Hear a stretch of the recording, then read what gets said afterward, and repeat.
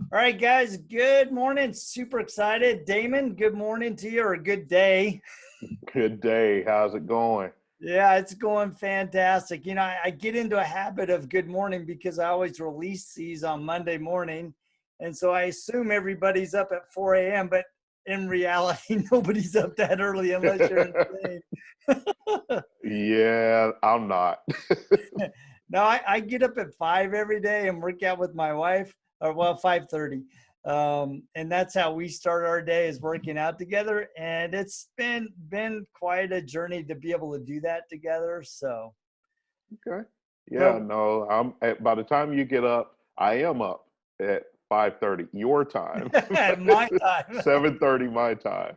Yeah, because you're on the East Coast. I'm here in Idaho, and but it's nice because for my day job, a lot of customers know that Jody gets up early, so they just call me and say, "Hey, Jody, can you help me?" So, but Okay. well, I'm Outstanding. super excited to have you. So Damon and I, guys, just so you guys know that listen to me regularly, Damon and I got connected about a week ago through Facebook. And like I said last week, because I had Brian Eccles on as a guest, and I've been connecting with all of these phenomenal men that are leading in their circles. And they're modeling what it means to be a good husband, a good father. And I'm like, I got to get these guys on to talk about their experience. So they're new friends to me, but I feel like we've been connected for a long time. And I invite you to go out to Damon Rich's Facebook page, because he has these end of day nuggets that are pure gold. Pure gold. So in fact, you posted one that I wanted to ask you about. You posted one that says, you can't grow upwards while measuring downwards. Oh yeah. Oh yeah. No, that is one of those things that when we talk about growing, we often measure ourselves against the wrong standards, against the wrong things. And when we do that, we're often measuring ourselves against people who have a story, who have a brokenness, who have injuries. And we think, only because we get to see a portion of their story, that they are the standard, and not knowing that how they reached their place of success may not have been the best way to reach it. And so we're measuring down to them and thinking we're succeeding. And you can never grow upwards that way. Yeah, the thing that when I read that, I actually thought about myself, and I said, all right, am I looking at myself as a father? And am I comparing myself to other men and going, man, I'm not as good a father as that guy is, or that Hmm. guy. And the Hmm. thing is, I don't know their backstory. I don't know what they struggle with in the privacy of their home with their wife or with their kids. Do they have temper issues? Are they tyrants? Are they kind? Are they gentle? I don't know that. And so I'm like, man, am I unfairly judging myself on an image of what I think is happening in somebody else's home? Yeah, I like to say it this way, we often judge ourselves based on the selfie of other people's lives. Oh, So they've taken the perfect snapshot to present to us, and that's what we're measuring ourselves on. And it is a moment in time. And one of the things that I try and look at is, um, as I am leading, it is possible that you see a father who is a great provider, but he's not a present father.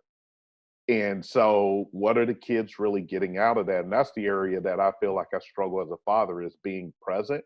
So, it doesn't matter how good of a provider I am if I'm not present. I did a post a couple of weeks back that says, you can send a Maybach to send your kids to school and pick them up, but it will not matter to them if you're not in it. ooh. Yeah. That is deep. And I've actually been thinking about this a lot. Am I truly present with my kids? Because let's be honest, sometimes your kids come in and they're trying to talk to you, especially one of my daughters. I mean, when she gets talking, she's talking a mile a minute, and I'm not sure if she's talking to me or talking to the other kids. And then all of a sudden she'll go, Dad, aren't you listening? What do you think? I'm like, oh, sorry, I wasn't present, right? I wasn't paying attention. And so I have Yes. to check myself all the time, especially with her, because half the time I'm not sure if she's talking to me or everybody else. Yeah, yeah, I know that feeling for sure. Here a couple of weeks back, couple of months back, I have a habit of going through my kids' text, particularly the ones that are underage. And so, and I've always had that habit. And when they were underage, hey, your phone, I pay the bill, I can look at it at any time. And I was looking at my youngest son's phone, and nothing out of the way, but I found out that he had some bottled up emotions of where he felt like he was kind of an outcast and so on and so forth. And I can remember being him. He's my spitting image when it comes to that. And I just thought about it. Here he is alone and he's not telling us. And because he sees his dad with this tough exterior, maybe he doesn't feel like he can really open up and tell me that he's that, because he feels like he has to be tough the exterior I show, but he doesn't understand he wasn't made in the same fire that I was made in. So, how have you bridged that gap with your son, recognizing that he's in an emotionally challenging spot and you're, this rough, tugged, tough father? How are you softening yourself so that you can approach him in a way that will lift him up and encourage him? One of the things, well, one of the habits I try and definitely keep with my youngest son is he's into video games. And I used to be a gamer when I had time. But we try and play some video games together that I come into his world. Right now, he's really into Naruto because his sister got him into Naruto and other anime. And so I try to sit there and I don't understand what's going on because they're like 150 episodes in. And I just go in there and kind of make fun of it. And he explains it to me and we laugh and we have a good time. But he is every bit of me in that he's also an introvert and this solitary creature. He just doesn't understand it. So I try and take time to give him those nuggets as times go together. And I'll just walk up behind him sometimes, grab him like, hey, you my dude, right? I love you. And he's like, I love you too, Dad. And we'll talk. And then I'll, roughhouse with him a little bit and we'll just talk. And then he'll come ask me questions and different things. And the way I train my children in particular, as I've learned to navigate fatherhood over the years, is I engage him the way he wants to be engaged. I try and speak his language. So I'll ask him something, and he likes to listen to podcasts with me. I'll ask him something, and or he'll come and ask me something. I say, go Google it, and you come back and tell me about it. And so he's going to start Googling, and he wants to know what Dad doesn't know. I've got to let him. I got to go Google, and I'm Googling myself if I don't know it, so I can come back with the same answer. So I just try and go into his world to let him know you don't have to come to Dad's world. I'm willing to visit. Uh, there's so much wisdom in that because my son Ashton, he's that same way. It's I have to go into his world, and so he actually has this nice little man cave in his bedroom that he's created. He's bought a 50-inch TV and he's got a PS4, and so a lot of times he's just down there and he's playing music or he's watching Supernatural or some other show. So sometimes I'll go down there and just sit and watch Supernatural with him. But I have a tendency to play off the characters because their voices are really serious. And so he's like, Dad, just shut up. You're driving me crazy. but I know it's creating that bridge, right? Because I'm coming into his world and I'm Yes. enjoying what he's doing. Because I wouldn't watch that myself. But because he's watching it, I'm there with him and making that connection. And sometimes I zip my lip, but usually it's, do me a favor, don't die. That's one of the lines out of the movie right before they're going off to slay something. I just thought it was really funny. So, it's just important, like you say, to go into their world and be a part of them. And then it makes it easier to create that bridge when they want to talk to Dad, to come to your world and say, hey, Dad, I have a problem. Right, right. And it is absolutely like my daughter and I have a different relationship. I actually prayed to God is like, if I have children, I want to have them in an order: son, daughter, son. Oldest son to protect the daughter, the youngest son to snitch on her. So, and they have this really tight bond. But she and I have this different relationship where she's kind of like me personality wise, as well as like her mom. So she's this different mix. And so, whenever she's done something, there's a time where she wrecked her car, and she hit someone actually parking. She's a new driver, and I noticed it on the camera that there was a mark on the car, and it's like, what's going on? And so I went back and looked through the camera, and I knew when she left, and I knew when she came back, and she says, oh, no, no, no. So she was very untruthful about it, and I just let it stew for a couple of days. I didn't blow up. And then one day I just kind of went in her room, and I sat on the foot of the bed, and I say, would you like to talk to me now? And she just start, kind of telling me what happened. And I said, what you just explained to me, being a young driver, is completely explainable. So I'm able to like come at her in this completely different way. And it's like, if dad sits on the foot of my bed and starts talking in this low, deep voice, it's time to come clean. Or it's time to talk to him about what I'm dealing with. And so that's just kind of our avenue. That's I love that. That reminds me of an experience I had with my own dad when I wrecked his truck. I was heading off to go out with some of my high school buddies in Colorado, and we stopped in at the 7-Eleven, ran in, grabbed some gum, and jumped back in the car. And in my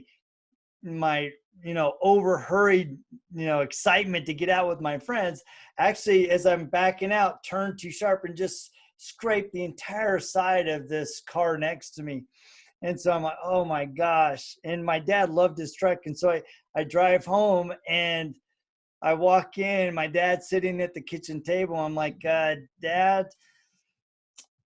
I kind of wrecked your truck. He goes, what do you mean you kind of wrecked my truck? Either you wrecked it or you didn't wreck it. And Yeah. and I loved his response, because he wasn't going to let me, snicker away from it, and hide from it. He wanted me to own it. And so, I manned up and said, yeah, I wrecked your trucks and this is what happened. But, being able to have that, being able to come and talk to your daughter in a way. I love that you let her simmer on it, though, because I have a tendency not to let my kids simmer on things, or let myself simmer on things. Mm-hmm. And I go and try to address it immediately when neither one of us are probably in a good spot to come to a fruitful resolution. Right. My wife actually is very responsible for softening me. And when it comes to our kids, for sure, she, because I was raised with corporal discipline, period. And some of it, to be honest with you, is quite brutal. And I remind my mom when I got older and I would spank my kids, and she's like, you shouldn't spank your kids like that. I was like, where was this kind mother when I was growing up, right? But my wife got to a point, she says, even though I would talk to them, my wife got to a point where she says, you can't spank them for everything. And so I had to change my approach. And I think my oldest son probably got more spankings than any, because he was only with us every other weekend. And I felt like I had to compress, he had to get the full range of effect. Plus, I had situations where his mother, it almost seems like there's many times right before he came to me, he's been just the worst kid ever, and I need to discipline him. And so I kind of felt like, here I am. And so my wife actually had to help me soften when it came to my kids. And I had to learn that each one of them, I had to engage them completely differently. And once I learned and got that pattern, now my wife thinks I'm too soft. I'm like, no, I'm not. Um, She's like, you let them get away with anything. And I read this article, and I don't think I end up sleeping on the couch with that. But yeah, so I read this article and I said, honey, I read an article that says children children who have their fathers in their home have an increased vocabulary, because fathers tend to explain a lot, where mothers, when they get upset, they just go off and there's not a whole lot of conversation. And I said, so I think our kids having a broad vocabulary may have something to do with me. And she glared at me and I said, yes, what would you like for dinner, honey? If I would have tried to pull that one on my wife, she would have like, yeah, sweetheart, we know who's the softy is, and it's not you. And it's I my second to youngest daughter, she's really tested me. I mean, on so many levels, right? And so I'm learning, to your point, I'm learning how to parent her and teach her and counsel her and discipline when needed. And it's just been a completely different ball game with her. I just half the time I don't even know what to do. But Judy's like, just take a breath. Don't address it now. Get yourself in a good place and get her into a good place, and it'll work out a lot better. And when I discipline myself and allow that time and then come back, it is so much better. We have great conversations. She's apologetic, or she explains things that maybe I didn't see, because I think a lot of times we jump to conclusions or jump to these huge assumptions when we only have part of the information, and we're maybe being a little bit domineering when we need to be gentler and softer and more kind. Right. And I'm a very logical person. So that's, I think, the part where my kids have learned over time. They're like, you realize if he's asking that question, he probably knows the answer, right? So I've got it. It becomes this chess match. So we have this interaction with the kids, or I definitely have this interaction where we get into these very logical discussions. And I'm a fan of parables and analogies and allegories and just pulling it all together, because one of my leaders on my first management position, they taught me something. They said, listen, you should exceed your authority at least once a day. And they said, if I can see your thought pattern, if you make a mistake and I can see your thought pattern and can see that you at least thought through it, I am not going to be upset, because then we have something to work on, to learn from. So I take a similar approach with my kids. If you made a mistake, if I can see your thought pattern and know that you have at least thought through it, we can talk about where your flaw or where you veered off and made your mistake, and then we learn from it. And sometimes they like it, sometimes they don't, because it's a drawn out conversation over several days sometimes. So so they feel like dad's pontificating while asking questions, oh trying to yeah. get them to explore while still teaching. Yes. Oh yeah. Oh yeah. And never afraid of doing the essay on things. I would just tell them, it's like, okay, go write me an essay on what accountability, consequences, and I forget one of the first ones they did, and everyone in the house had to do it. Every kid in the house had to do it. I forget what they had done, but I talked about accountability and consequences. So they had to read me these reports, and we sat down and we had a conversation about, about those things. And one of the things I told my children, I said, listen, you can do whatever you want to. If you would like, you could go and rob a bank tomorrow. You do not get to choose the consequences. So is just understand there's only one part of that activity exchange that you can control, and that is your actions. But the consequences that follow, you cannot. Even if you never get caught, the mental anguish of, if I'm going to get caught, if they're going to arrest me, you can't choose that. And so that's how I try and instruct them and lead them, that think through the possible consequences before you take the action. Yeah, you and my mom would get along well. I mean, she loved to have us write stuff. Oh yeah. Oh So yeah.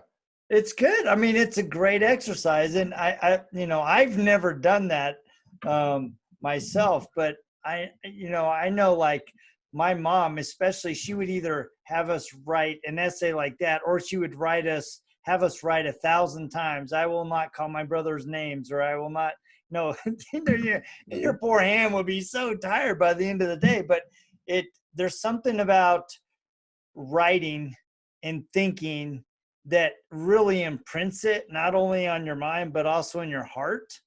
And to Hmm. have them go through that, I mean, that's a good refresher for me. And it's like, you know what, maybe I ought to try that with one of my old kids that are still remaining at home. Yeah, writing and calisthenics were my friends, and calisthenics, man, just it's like, oh yeah, the sitting on the wall with two phone books in your hand, oh yeah, that Yeah, was we like, did a lot of calisthenics in our house. Go run the cul-de-sac 20 times. No, Dad, no. Go run the cul-de-sac 20 times. But it's cold. I don't care. Go run the cul-de-sac 20 times. oh yeah, oh yeah, oh yeah, that'll definitely get it, and so you know, I reflect sometimes in my very quiet moments. And I just thank God. It's like you entrusted to me the real blessings in life is this getting to be a husband and getting to be a father are by far my greatest accomplishments, my greatest blessings in life. And I get an opportunity to do it, and I get an opportunity to be forgiven when I mess up at it. But this is the greatest of blessings, and it's a blessing that gives every day. Yeah, you know, years ago, I have a really close friend, and he was single all the way up till he was about 38. And I remember him and I were on a phone call when he was about 35, 36. And he was telling me all about all these amazing things he was doing, all the toys he'd bought. And I'm like, yeah, but what do you come home to? Mm. I go, every day I come home and I'm a hero to at least one person. At least one. They At may least not all one. like me, but at least one's going to like me when I walk in. It's, hey, Dad, yeah, you know, let's play, right? But what do you come home to? Hmm. And I think that really hit him. You know, about 2 years later, he got married and had, you know, good marriage. And so, you know, it's an interesting thing, an interesting blessing that God has entrusted us with if we're willing to truly embrace everything that goes with it. Because, as you know, being a dad is not all games and fun. I mean, there are some really trying times that you're just going, all right, God, why did you bless me with this kid? And how do I help this kid through this challenge? And what do I need to become Hmm. for that child? But more importantly, what do you need me to become for me? Because in the end, I'm just, you know, all this thorny guy, you know, and I'm trying to be honed and polished to become the best version that you intended me to be and that I'm trying to be. Right. And nothing like marriage and fatherhood brings out the holes in your armor, the chinks that need to be filled in. Yeah, yeah, I would agree with that. I think um, it's funny you say that. I guess if marriage is the cross, the children are the nails. I don't know. It's the thing that requires you to sacrifice. It's the thing that really does hold you to the cross every day. That I do have to pick up that cross daily. I do have to um, sacrifice. I am the first one to sacrifice. I'm the first one to die. And so I look at this thing and I'm like, God, my greatest contribution to the world will be what I pour into my wife and my children, because that's the thing that will last going forward. It's what I pour into them. That is your true legacy. Yes, What you pour 100%. into your wife and what you pour into your kids is your true legacy because it will ripple for generations. Yes, yes, 100%. And I'm just thankful for it because it is I've always wanted to be this. I was built to be a husband. I was built to be a father, but there was a definitely an anxiousness about am I going to be, because I didn't have that strong relationship with my dad early in life. Well, let's talk about that briefly. So, how did you overcome?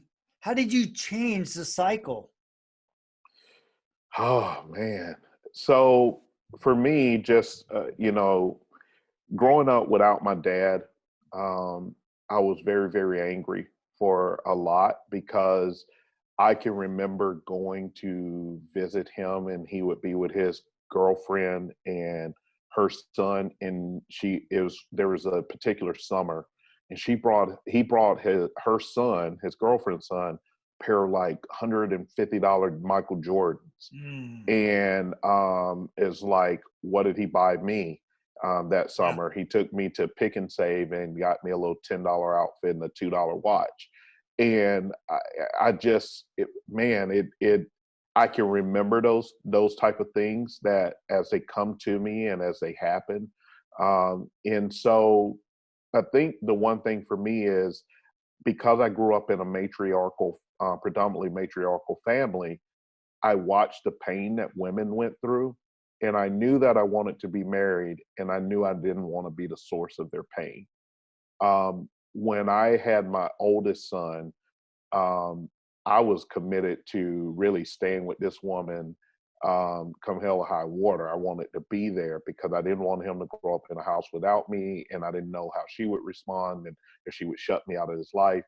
But some things didn't line up and we didn't end up staying together, but I had to struggle to fight to be in that life. I think the thing that helped me start breaking the curse was or break the cycle was I had to overcome the narrative of my dad not being there, which was rejection and abandonment, because my Mm, last name is Rich, but that is not my name. My father didn't sign for me back in those days. He had to show up and sign in order for you to have his last name. So I actually ended up with the last name of my sister's father because my mother had married him and they got a divorce and she still had his last name. And so that created just this whole identity crisis for me. And I just know I didn't want to inflict that on my kids. yeah, that's a tough cycle to break. But I think the lesson is that it can be broken. And I Yes. think a lot of men really struggle, especially men that I've talked to lately. It's like, you know what? I did not have a great dad, but I'm determined to break the chain. I'm determined to make a new chain for my kids. And it Hmm. takes a real concerted effort and discipline to go, you know what? I'm not going to lose my temper, or I'm not going to be abusive. I'm going to do those things that really makes a difference in my children's life. And but it is possible. It absolutely is possible, but it really takes a different mindset. And I think one of the things that men struggle with is they're not quite sure what to do. Right. Right. Right. So how Hmm. did you figure out who you wanted to be as a dad? Well, part two of my life was, age 8 and beyond when my stepfather came in my life. He really set a standard of being a dad. And we didn't have the closest relationship. He didn't parent me up close. But he taught me things that were invaluable. Like one of the things he taught me was, son, read everything. It's like, if you Hmm. don't know it, find it and read it. So I may walk into a room once and not know something, but I will not walk into that room a second time and not know that and more. And that's something that he kind of planted in me. But I also had to go on that prodigal son journey. I was raised, in a great Christian home. I was raised, mostly just, straight and narrow. My stepdad, I saw him maybe drink a beer, but he was a hard worker.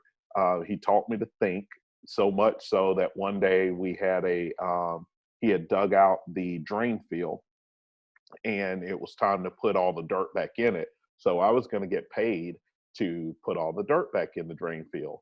And I knew how much I was going to get paid. And one day he came out there, he's like, "What are you doing? Why aren't you doing the drain field?" I was like, "Well, I just paid all these guys like $2 a piece, and I'll still end up with $15 after all this is said and done." And he just looked at me, shook his head, and walked back in the house. That's it. That's and it. So he set this standard for me silently that gave me a landmark. It gave me a landmark. In that landmark, so this is what really transformed me. So when I graduated from high school, I left for the military. Military and me and I did not mix. And it's like, hey, I'm out of here. You guys, we're not going to work. I give great respect to those who can endure basic training and go through the rigors of the military. It is not as easy as everyone thinks it is. And to have someone who controls your life I just couldn't have it. So I left when I first, and this is probably when I first knew my father really loved me as his own, even though I wasn't his biological son. Is on the day I left, he cried harder than my mom. There wasn't a single tear out of my mom's eye. When I was contemplating leaving, he wrote me letters to try and encourage me to stay because he was a Navy man. And when I came home, my mom told me, she was the one who delivered the message, but I knew who made the choice. You can come home, but you cannot come back to this house. And so, what my stepfather then believed in me in that moment that I got to see in hindsight was, um, I have given you all the tools to be successful. Now it's time for you to go put them to use. And I bumped Mm. around a little while, but I had the tools that said, hey, you can make it. And those tools, that is the transformative moment, is when he told me no, he would no longer enable me. And that required me to stand up as a man. And once I stood up as a man, it shaped how I carried myself throughout the rest of life, and especially how I parent. Wow. I mean, it's I have so many thoughts racing through my head on that. To have your dad, I think a lot of times, especially as our kids are leaving home, it's difficult for a lot of parents to to let their kids go. They, you know what? No, you're not quite ready. And Judy and I have always had the philosophy that, we've raised our kids to fly, not to nest. So when you're ready to go, we're encouraging you to go. You always have a Mhm. place that you can come and roost for a time and reset, but we're raising you to fly and we want to see you soar.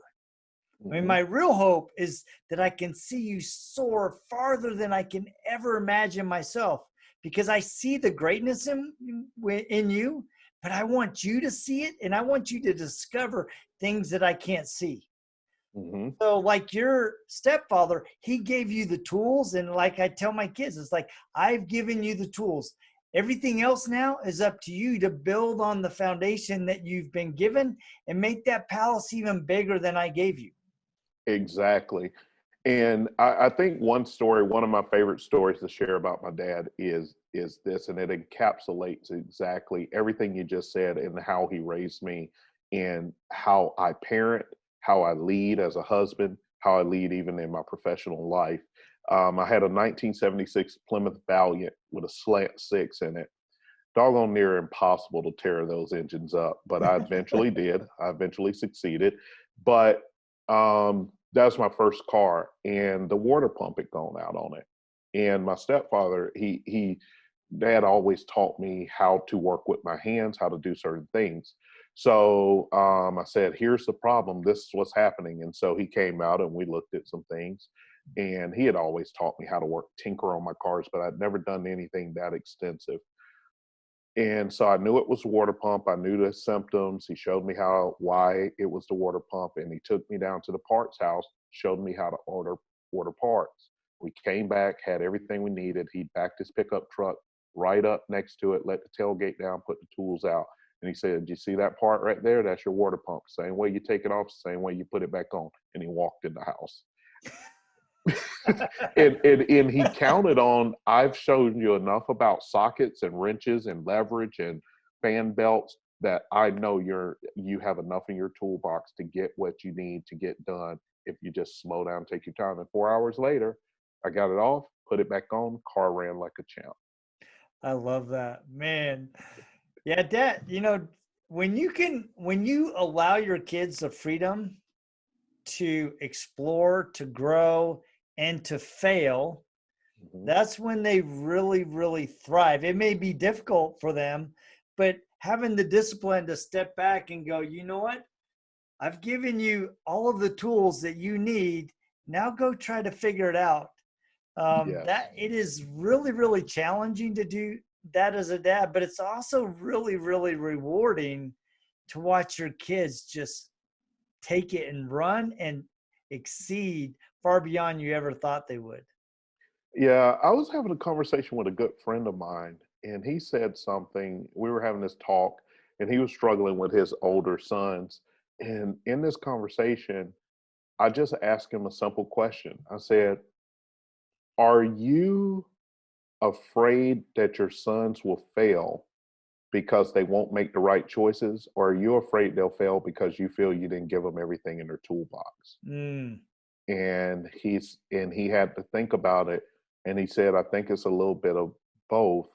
I'm afraid that they'll pull a wrench out and try and use it as a hammer, but I'm also afraid that they don't know what a socket is. I'm afraid that I maybe did not give them everything they need. And that is frightening as a dad, that it is possible that we have a gap or a blind spot and we don't give our sons and our daughters everything they need to succeed. And then there's a guilt that falls in there.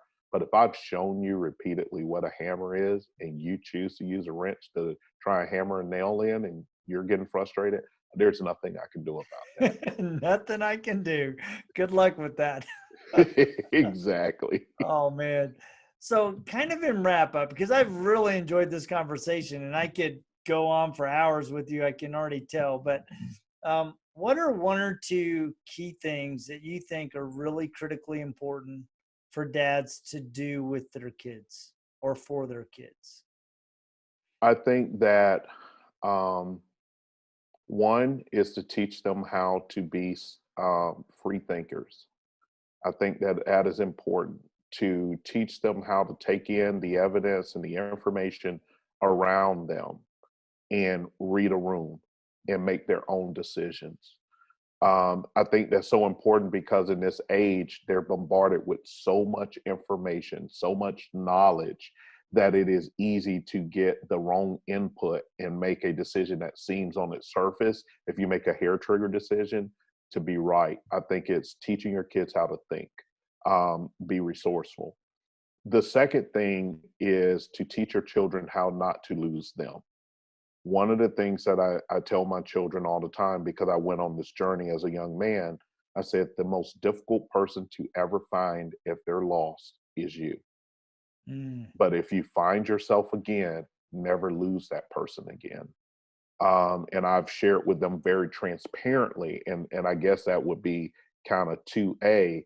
I've shared with them very transparently my own life struggles. There's nothing they cannot ask me that I will not share them with them. And there are some things I'm not proud of, but I will not share, will not hold it back from them because I want them to. I tell my children there's a difference in being wise and being knowledgeable. Knowledge is when you learn from your own mistakes. Wisdom is when you learn from the mistakes of others. So if there's no question you can't ask me that I'm unwilling to answer. So I think causing them not to lose themselves, teaching them not to lose themselves is key.